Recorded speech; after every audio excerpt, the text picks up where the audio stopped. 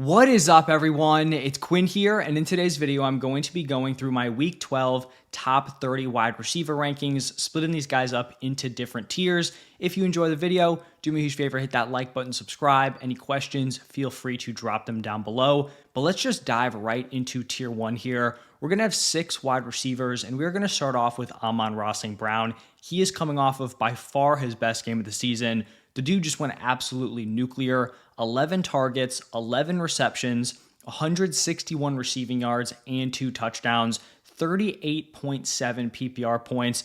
I had like a minor concern that this game was going to be such a blowout. It was just going to be dominated by the running backs. That was not the case. Amon-Ra St. Brown absolutely went crazy. Then we have Nico Collins, who finally made his return from that hamstring injury.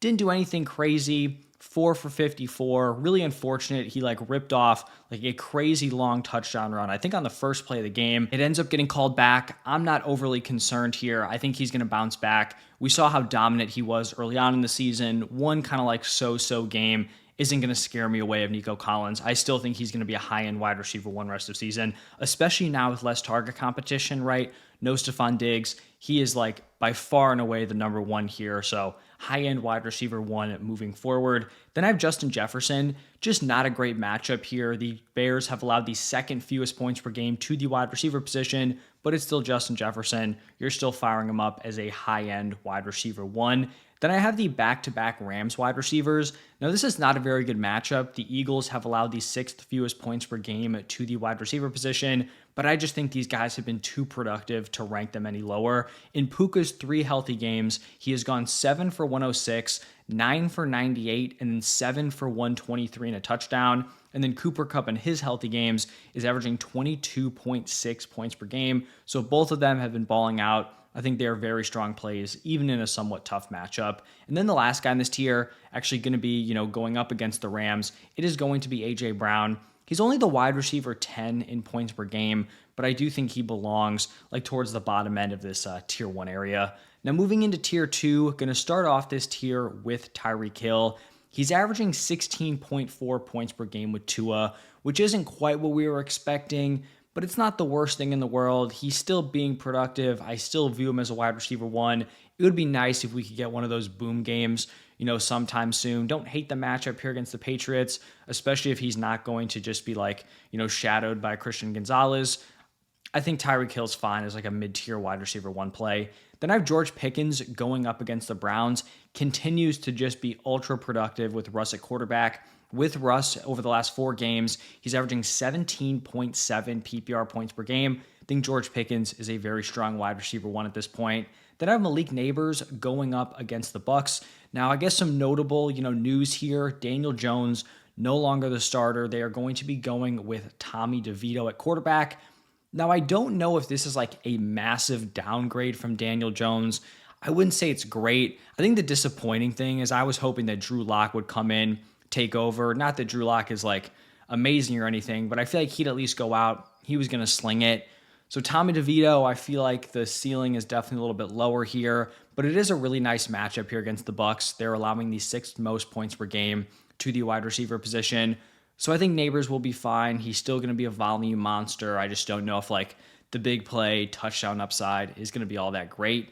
Then after Neighbors, I have Mike Evans going up against the Giants. This is obviously going to be assuming that he is making that return from his hamstring injury. But if he can get back and to 100% or close to 100%, I feel like Mike Evans is set up to have a monster close to the season. We've seen Kate Otten balling out. Obviously, Chris Godwin out for the year. This offense has still been somewhat productive, even with him out of the lineup. I think if he can come back here, he can definitely be a potential league winner down the stretch. Then I have Terry going up against the Cowboys. He had been so consistent from week 3, I guess, through week 10. Week 11, really his first down game since week 2. His first time actually scoring under 13 PPR points since the first 2 weeks. I think he'll be fine moving forward. It's one bad game. It was probably frustrating because it was a primetime game. You're watching him just, not get targeted, not do anything, but we have a very large sample size of him and Jane Daniels having great chemistry with him putting up strong production. So still a wide receiver one in my eyes. And then the last guy here is going to be DK Metcalf going up against the Cardinals. Had a solid return game from his injury, 7 for 70. I like the matchup here against the Cardinals. He is my wide receiver 12. Now, moving into tier 3, definitely an interesting tier at this point. I'm going to start off with Zay Flowers going up against the Chargers.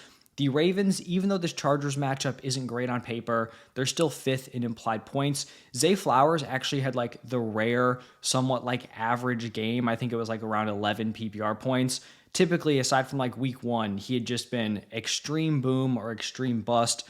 Nice he at least found somewhat of a middle ground, right? If he's not having a boom game, you'd rather him get around that like 10 PPR point number as opposed to like under 6 points. So that's what we saw to Zay Flowers in week 11.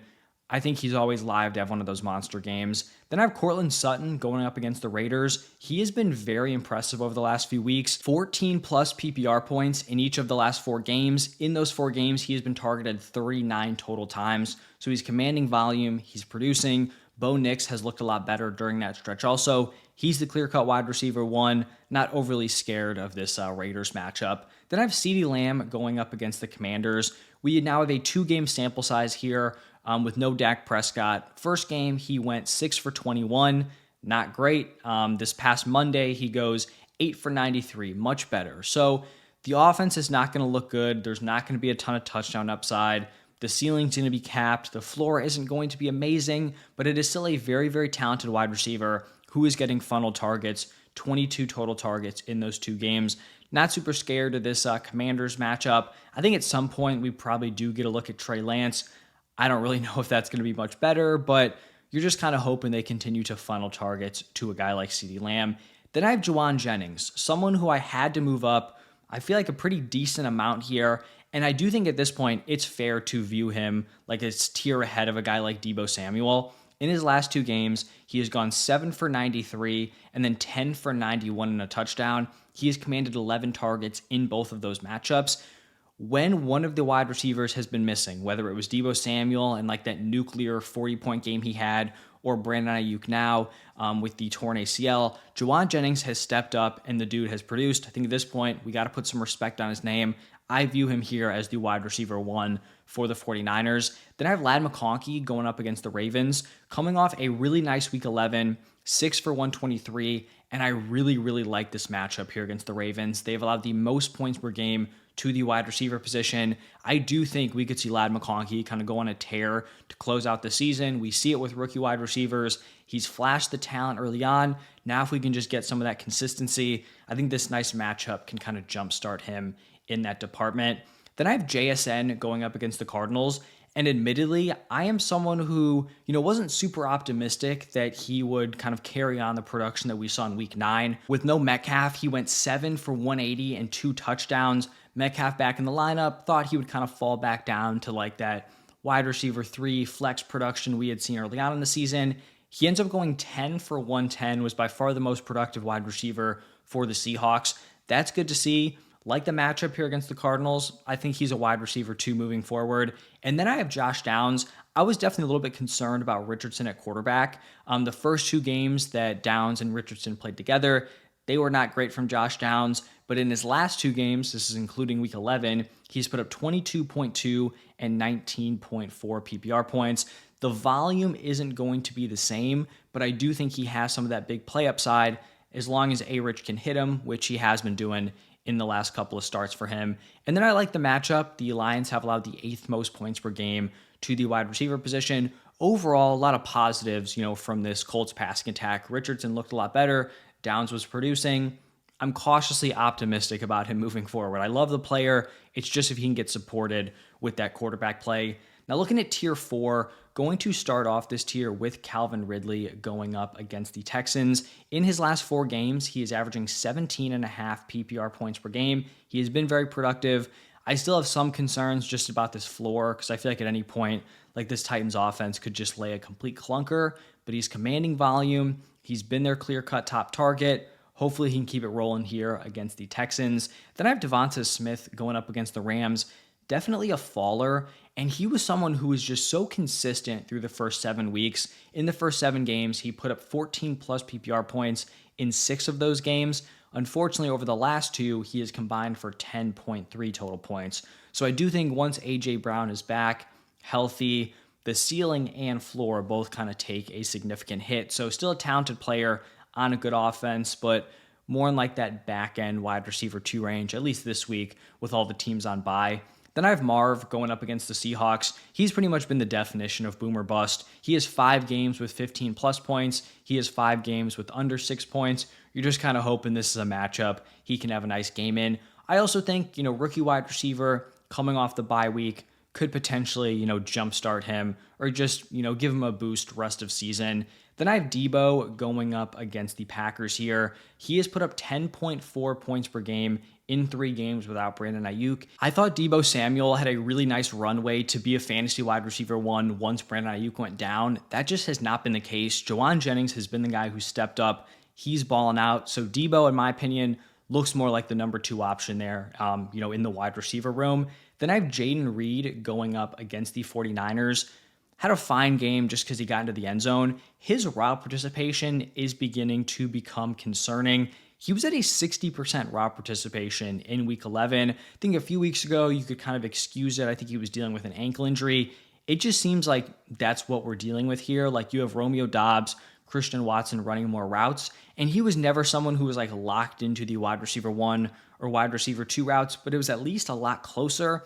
Like 60%, most weeks that is not going to get it done. So he's been productive, but that is kind of a concerning number. You're hoping that goes up moving forward, but definitely not ideal, and I did just want to point it out to you guys. And then the last guy in this tier is going to be Cedric Tillman going up against the Steelers. Now, this is not a good matchup. The Browns actually have the second fewest implied point total. It's a good Steelers defense, but Cedric Tillman has really been on a tear. In his last 4 games, the 4 games where Jameis Winston has played meaningful snaps, he's averaging 18.6 PPR points per game, has commanded 40 total targets. I talked about this in my waiver wire video with Elijah Moore, but I mean, Jameis is just going out there. He is peppering Cedric Tillman, Jerry Jeudy, Elijah Moore, and David Njoku with targets. They're commanding so much volume, and pretty much like all 4 of those guys are producing on that volume. But that's going to wrap it up for tier 4. Now moving into tier 5, going to start it off with Jameson Williams going up against the Colts. He is really a true boom bust option at the wide receiver position. He had one of those boom games in week 11,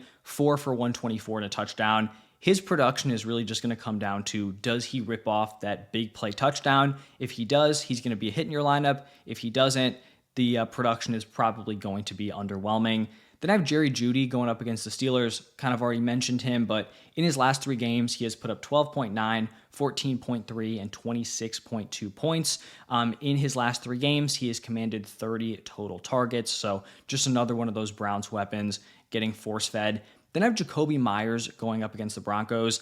I typically would not have him this low. He is coming off his worst game since week 2. It's really more of a matchup thing. He does draw that, tough Broncos defense with the potential Surtain matchup. He didn't have the worst game the first time they played the Broncos, but it definitely wasn't great. So he does kind of get docked based on the matchup. Then I have DJ Moore going up against the Vikings. They've allowed the 3rd most points per game to the wide receiver position.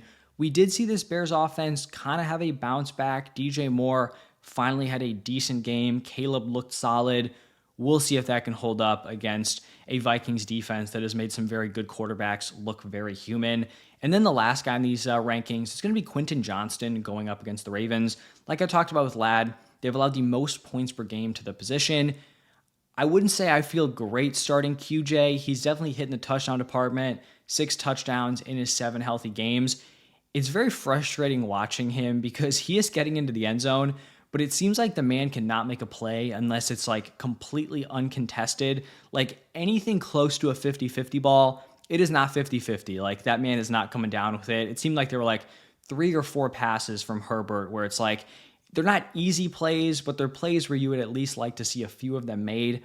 Hasn't necessarily happened, but fantasy-wise, he has still been fairly productive, and the matchup is nice. So that's going to wrap it up for my top 30. If you guys enjoyed, hit that like button, subscribe. Stay tuned for the running backs. Thank you all for stopping by, and I will see you in the next one.